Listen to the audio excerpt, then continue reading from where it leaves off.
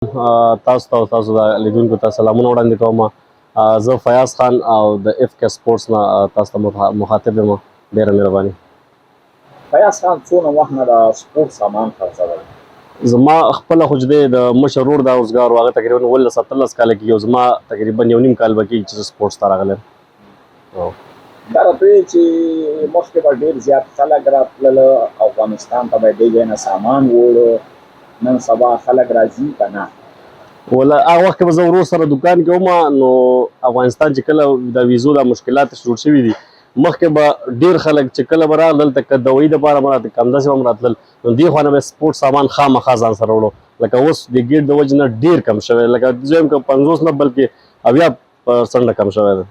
وجه بس د ویزو مسله، د ویزې نه راځي او بس خلک دې خوا نه راځي. نو چې ویزه نه وي نو خلک به څنګه به راشي؟ او دا راته وایي چې دا خولۍ ګانې درسره ایښي دي، په یو باندې د افغانستان د کرکټ بورډ لاګو لګېدلې ده او بله ساده ده. که دې باره کې لږ معلومات راکړئ، دا به چاته کوي؟ دا اوس دا هیلمټ دی، دا دواړه چې دی دا یو کمپنۍ جوړوي او یو شی دی، هېڅ یو شي کې هم فرق نشته. اوس دا چې دا صرف ساده ده، دې باندې دا لوګو نشته. دا مثال کې موږ په 4000 خرڅوو او دا افغانستان والا چې کوم ده دې باندې صرف دا لوګو ده، دا په 15000 خرڅېږي صرف په دې لوګو باندې. لکه افغانستان نوم خلک قیمت اخلي. دا څوک اخلي زیات ده؟ دا ټول افغانان که خارج کې خلک که افغانستان کې خلک. اوس پاکستان کې ډېر خلک شروع شوي چې افغانستان هیلمټ ډېر علي. خارج خبره دې کړه، خارج کې څنګه علي او هغه ورلېږئ؟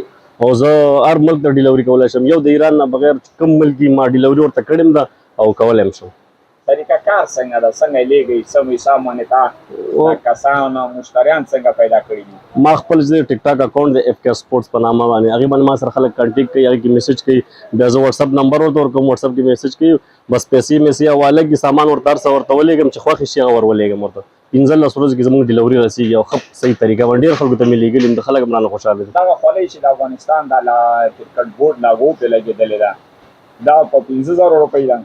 دا اوس موږ عام خلکو ته ټول خلکو ته په 15000 ورکوو. اوس دا دواړه یو هیلمټ دی، خو دا په 4000 خرڅېږي، دا په دې لوګو باندې چې دا پاډر جوړېږي. دا چې خارج ته لېږدې باندې به بیا خرڅه څنګه راځي؟ اوس دا یو هیلمټ باندې کم از کم دا په 3 کیلو کې لېږل کېږي. دا یو هیلمټ دا 3 کیلو کې دا خپل یو بکس جوړېږي، نو کم از کم خرچه په دې باندې بیا ډېر راځي، تقریبا 12000 روپۍ په یو هیلمټ باندې خرچه راځي.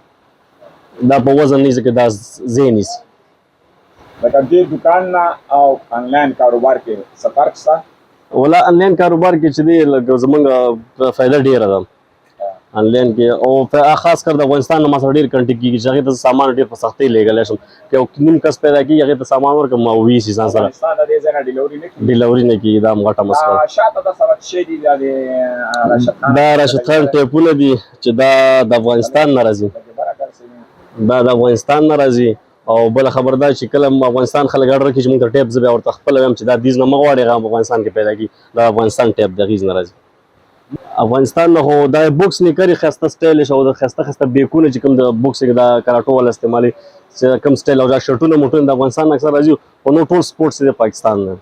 دا راته وایي چې د سپورټ سامان کې مخکې که یو بیټ راته وایي 1000 روپۍ وي، هغه نن سبا په څو کوي؟ نن سبا کرکټ دومره تېر شوی دی چې اکثره خلک اوس ښه بیټ چې غواړي کم از کم مخکې به چې تا چا په یو 2000 2500 ښه بیټ اخیستو، اوس هغه بیټونه 10000 او 15000 11 2000 پورې رسېدلي دي.